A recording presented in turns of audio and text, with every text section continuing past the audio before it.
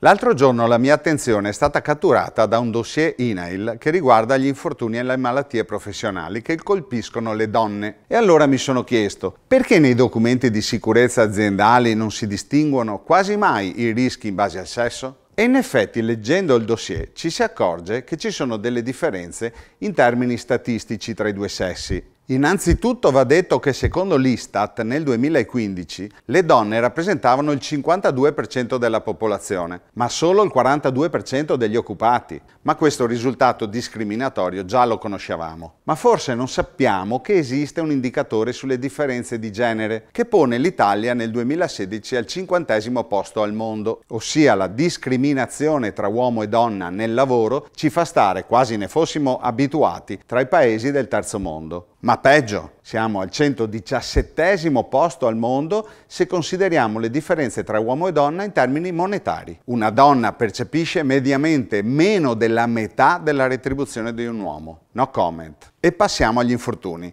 Nel quinquennio 2011-2015 il calo infortunistico per le donne è stato molto più contenuto, meno 16%, rispetto a quello dei lavoratori, meno 25%. In compenso gli infortuni con esito mortale sono diminuiti maggiormente per le donne che per gli uomini. In definitiva, le donne continuano a farsi male, ma per fortuna con gravità minore rispetto agli uomini. Il motivo deriva dal tipo di lavoro che di solito svolgono, meno rischioso rispetto all'uomo che spesso muore a causa dei mezzi che conduce o comanda. Ma attenzione, il gentil sesso rischia molto sulle strade. Qui tutto cambia e l'incidenza del rischio strada è molto marcata anche per i casi mortali, con molta probabilità perché le donne operano nel campo dei servizi e quindi maggiormente soggetti a spostamenti in auto, come succede ad esempio al personale domestico e di assistenza sociale domiciliare. Inoltre determinante è il cosiddetto fattore di recupero, senz'altro critico per le donne, che lavorano in azienda e poi a casa,